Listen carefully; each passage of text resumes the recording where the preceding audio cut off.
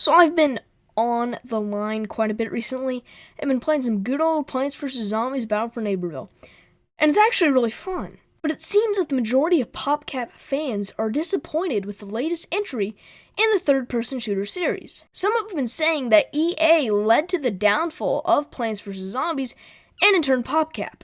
But after doing some research, and while yes, EA did damage PopCap's work environment, it's not entirely to blame here. Now, most of the sources I will be citing are from either Reddit posts or job reviews, but they seem to be widespread enough, so I'm kind of just assuming they're accurate. Alright, let me paint a scene. La la la la la. I'm a wonderful PopCap worker here to make Heavy Weapon 2, Kelly's most wanted game of all time. La la la la la. Wait, what's this? EA bought our company. No! Now Heavy Weapon will never get the sequel it deserves, cause I quit.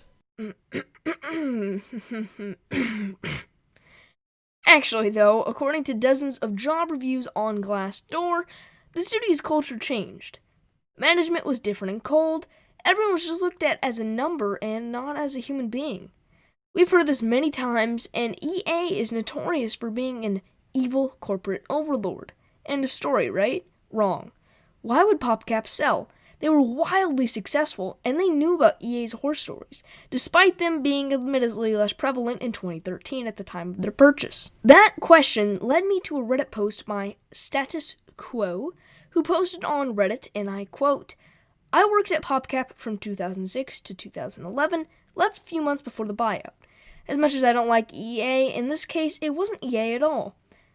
The cultural lights were in the process of going out at that company when I left. It was the reason I left." He then goes on to list numerous details and expand on what was previously stated. Now, sure, this is just a Reddit post and blah blah blah blah, but after looking through some more of the 74 job reviews on Glassdoor, it seems somewhat legit. Each review told a portion of the true story, and when put together, paints an interesting picture. Let me sum it up. At the start of the new millennia, when PopCap was originally founded, it was a fresh new startup.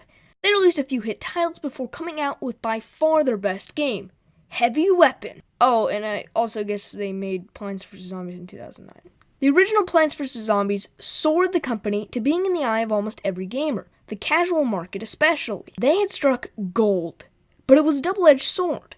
Realizing that the real money was to be made in mobile games, they grew creatively stagnant. The original PopCap tried to innovate with every title, and while that's true to an extent now, all they make is mobile games and Plants vs. Zombies games. According to many job reviews, both on Indeed and Glassdoor, PopCap wanted to be bought because they were in a downward spiral. The creative lights went out once the company was bought by EA. End quote. Yet more digging reveals that the lights were beginning to flicker way before they bought. If that analogy makes any sense. So, all in all, what does this tell us about EA and PopCap? EA definitely contributed to their overall demise, but it was PopCap themselves that truly brought about the beginning of the end. Look, I know PopCap is far from dead right now, but there is no arguing that they are not at their peak, to say the least. And do I think PopCap will shut down? Depends. The IP of Plants vs. Zombies is still somewhat moderately famous, and if they fix Plants vs. Zombies 3 and maybe make a new Bejeweled on the Switch that doesn't suck and reek with microtransactions, then they might be kind of out in the clear in terms of shutting down. Their functioning is also heavily reliant on how good Plants vs. Zombies Battle for Neighborville sells. Poor sales could mark the beginning at the end of the beginning of the end. Hey, can I buy a Plants vs. Zombies Idaho lottery scratch ticket from late 2015, early 2016? Oh, hey, I have a chance to win $10,000. No way, that's just enough to buy all the characters in Plants vs. Zombies 2.